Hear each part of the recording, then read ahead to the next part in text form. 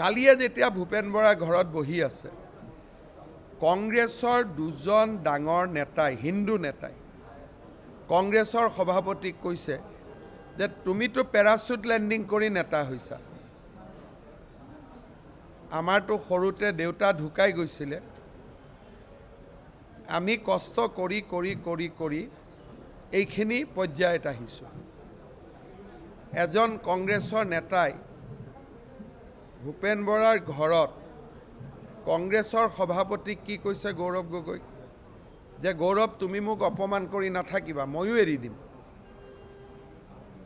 কাৰণ তুমি parachute landing কৰি নেতা হৈছা। মোৰ দেউতা সৰুতে মৰি গৈছিলে, মই NSY ইউথ কংগ্ৰেছ কৰি কৰি কৰি কৰি আজি মই এইখিনি পৰ্যায় পাইছোঁ। গতিকে তুমি যদি মোক হিউমিলেট কৰা তেতিয়াহ'লে ময়ো এনেকুৱা সিদ্ধান্ত ল'ম। এতিয়া কাৰ দেউতাক সৰুতে মৰিছিলে এইটো আপোনালোকে উলিয়াই লওক, সেই কামটো মই নকওঁ। আৰু কালি এইটো গৌৰৱ গগৈ আৰু বাকী নেতাসকল যেতিয়া ভূপেন বৰাৰ ঘৰত বহি আছিলে, এইখিনি হ'ল কথোপকথন। আন এজন নেতাই কৈছে ভূপেন বৰাক যে আপুনি, তুমি বুলি কয়, তুমি আছিলা বুলি যুঁজি আছিলোঁ, তুমি নাই যদি ময়ো ইলেকশ্যন খেলোঁ নে নাই ডিচিশ্যন ল'ব লাগিব। আৰু এজন হিন্দু নেতা, কংগ্ৰেছত হিন্দু নেতা কেইজন বাকী আছে? দুজনেই বা তিনিজন বুলি ক'ব পাৰে যদি ৰিপুণ বৰাক ধৰে। গতিকে এইটো হ'ল তেওঁলোকৰ কালিৰ কথোপকথন। এতিয়া আপোনালোকে ভাবিব ভূপেন বৰাই কৈছে নেকি, মোক ভূপেন বৰাই কোৱা নাই। আজিহে গ'লে মই সুধিম, কিন্তু মোৰ কথা 100% সত্য। আৰু মই একদম তেওঁৰ আৱেগটো ঢালি কৈছোঁ যে তুমিতো পেৰাচুট লেণ্ডিং কৰিছা, শব্দটো কৈছে পেৰাচুট লেণ্ডিং। আৰু এইবোৰ কথা মই, পিজু, জয়ন্ত আমি কেতিয়া কৈছিলোঁ যে পেৰাচুট লেণ্ডিং কৰা নেতাৰ ওচৰত আমি আত্মসমৰ্পণ নকৰোঁ।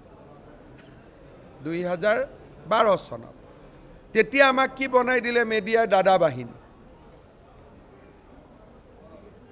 দাদা ব্ৰিগেড, মেডিয়াই বেটিং কৰি।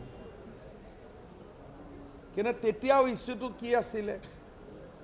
আমাক কেবিনেট মন্ত্ৰীসকলক গৌৰৱ গগৈৰ মিটিঙত যাব নিৰ্দেশ দিয়া হৈছিল। আপোনালোকে মই কিয় ৰিজাইন দিলোঁ আপোনালোকে নাজানে। মই কৈছিলোঁ মই গৌৰৱ গগৈৰ মিটিঙত নাযাওঁ।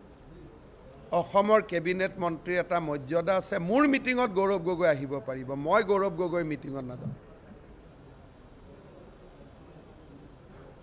মই মুখত তৰুণ গগৈক কৈছিলোঁ যে ছাৰ মই এইটো কাম কৰিব নোৱাৰোঁ, আপোনাৰ মিটিঙত যিমান যাব লাগে দিনে ৰাতিয়ে কাম কৰিম, কিন্তু আপোনাৰ ল'ৰাৰ মিটিঙত মই নাযাওঁ, কাৰণ মই সাংবিধানিক পদত আছোঁ। বাকী মন্ত্ৰীবিলাকে যোৱা অভ্যাস কৰিলে, তাৰ পিছতেই গণ্ডগোল হ'ল।